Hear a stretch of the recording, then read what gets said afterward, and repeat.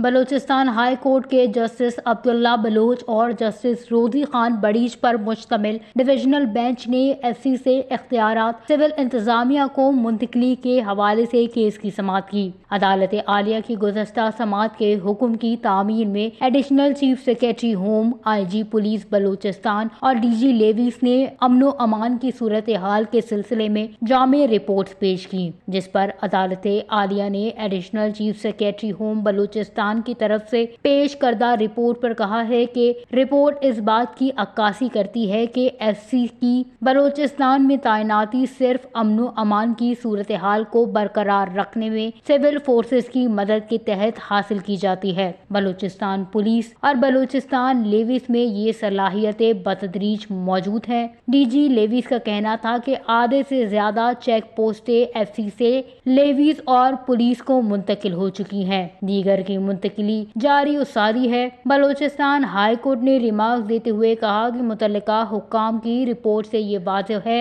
कि अमनो अमान की सूरत हाल को पुलिस और लेवीज को मुनज़्ज़म करके काबू पाया जा सकता है। सूबे में अमनो अमान को बरकरार रखने की जिम्मेदारी पुलिस और लेवीज की है, जो कि इनकी आईनी और कानूनी जिम्मेदारी भी है। सिविल फोर्सेस की अमनो अमान की जिम्मेदारी संभालने से न सिर्फ सूबे की बहुत बड़ी रकम की बचत होगी, बल्कि आम लोगों के लिए आसानी पैदा होगी। अदालत आलिया ने हिदायत देते हुए कहा कि तमाम चेक पोस्टों पर आम ट्रांसपोर्ट की बिलावजह चेकिंग न की जाए और न ही गाड़ियों की लंबी कतारें लगनी चाहिए। 2 रुकनी बेंच के मुअज़्ज़ज़ जजेस ने एफसी से पुलिस और लेवीज को इख्तियारात जल्द अज जल्द मुकम्मल मुंतकिल करने की भी हिदायत की है।